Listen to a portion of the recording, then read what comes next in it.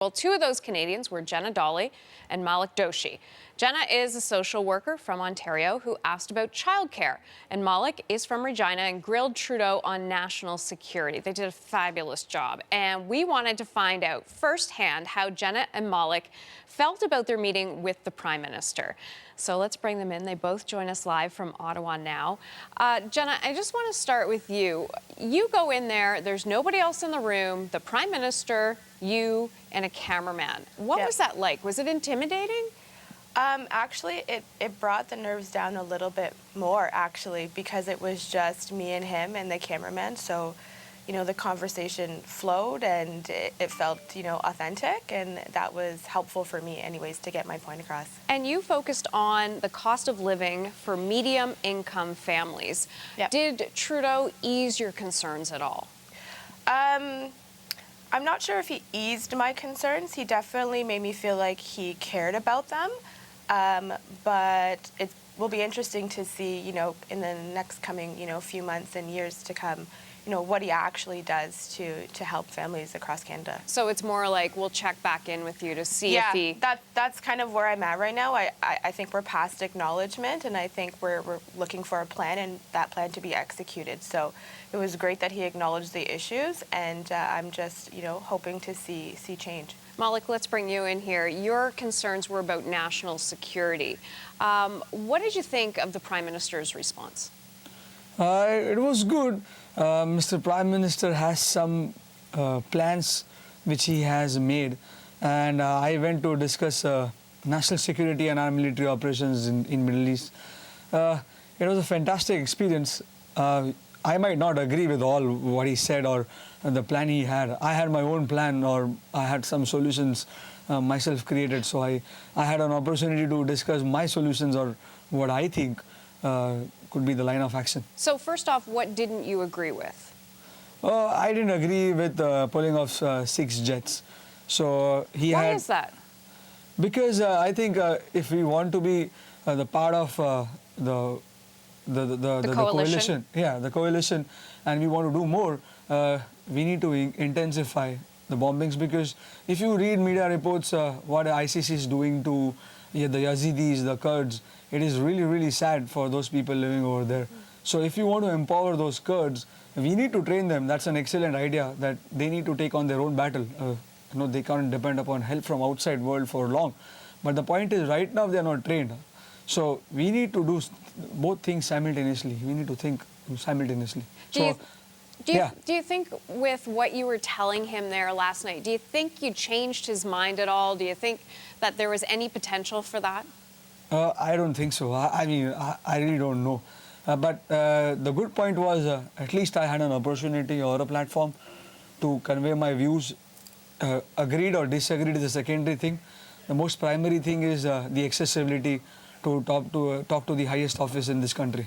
Now, Jenna, I want to bring you back in. We want to get your reaction to something the Prime Minister said during your time with him. So let's show viewers that first. Just 1 second, we'll show them that. Okay. I'm the first person to say that I grew up really lucky. I mean, my dad sat in that desk for the first 13 years of my life, and I had amazing opportunities and amazing chances in life. And all my life, what I've been focused on is trying to justify retroactively the incredible luck that I had, and therefore trying to do right by the country, by the world that had given me so much. Jenna, now thinking about that and looking back on it, what's your reaction to what he said there? I was happy that he acknowledged, you know, how privileged he is and was growing up, and that, you know, all Canadian kids and all Canadian families should be afforded, you know, some of that privilege. I was happy that for me as a social worker, we're always constantly trying to, you know, look at power and how it operates, and with people who have power, you know, how they transfer that to people who don't.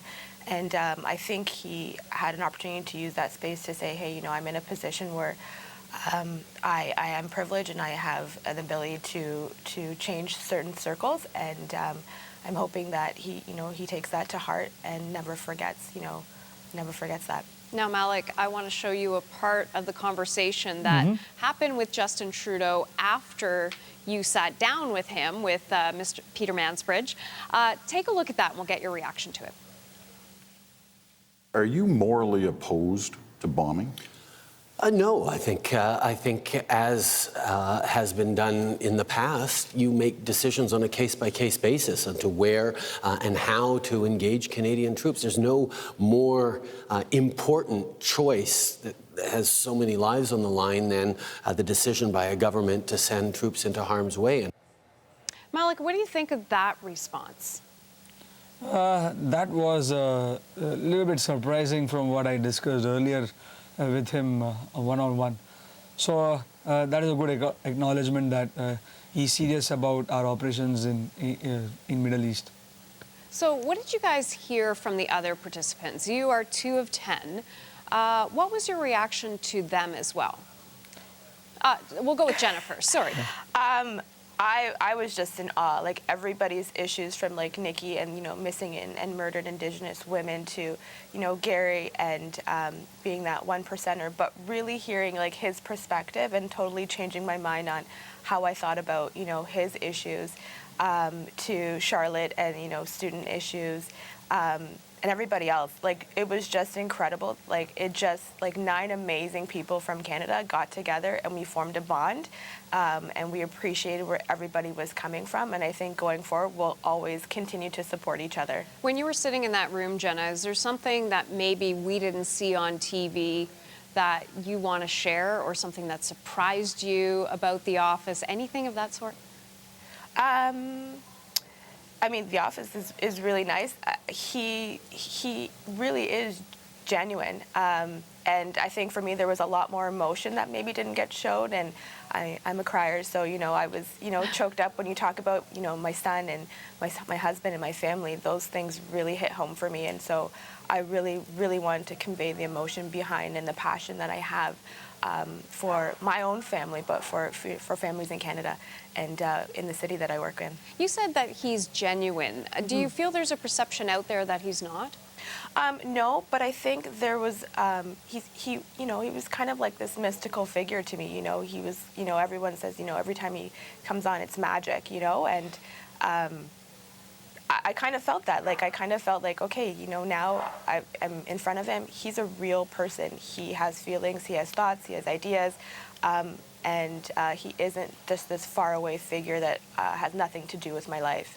Malik, in these times, sometimes you go in, you ask the questions you think you're going to ask, and you go out later and you think, oh, I wish I would have said this to him, or I wish I would have asked him that. What was your moment when you're lying in bed last night going, oh, I wish I would have said this? Oh, there were a couple of points which I missed out due to time factor, and it was just the moment of that time. I forgot, or I just could not remember it. So one of the points was I wanted to talk about how will you expose the ISIS sympathizers in this country. So I had a point which was a beautiful point, but I just missed out on it. Give us that point now. So my solution to this problem was that this solution has to be addressed on 2 fronts. One is the external front, another one is the internal front. The external front being we safeguard our interest, we safeguard our allies' interest, we help the locals, the civilians out over there by taking ISIS off, or whatever needs to be done on the ground. That is the external solution to it. The internal thing is, when you do the external solution, if any, I don't know, but if any, there are ISIS sympathizers in this country or ISIS supporters, they will come out of their houses, and you will see them protesting or raising the voices. Then you know that these people are the ones who are against the bombing of ISIS, and then you can deal with them.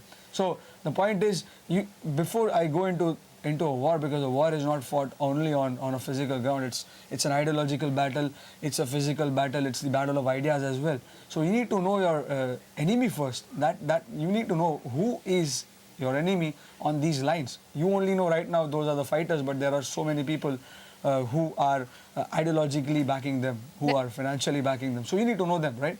That's really a good point to make there. And Jenna, I don't have a lot of time, and I know my Sure. producer's going to get mad at me for this, but Yeah. what were you lying in bed saying, oh, I wish I would have said that?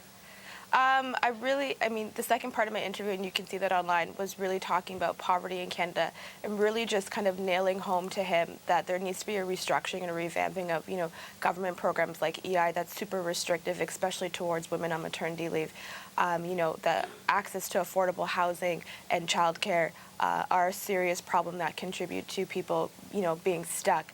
And all of those other, resources that we're trying to work with on the ground every single day that are depleting wait lists are longer, immigration issues and settling people into this country, effectively and properly so that they can be prosperous. Like all of those sort of social issues that I deal with on a day-to-day basis, I really wanted to get across. 10 minutes just really wasn't enough for each of you. I think you deserve way more time than that. And I want to thank you for coming on and sharing with us your experience with the Prime Minister. Jenna Frey and Malik Doshi, thank you for your time this morning. Thank you. Thank you so much. Thanks. If you want to watch Jenna and Malik's full interviews, and they're really good, or all 10 interviews from the special, it's all online at CBC.ca.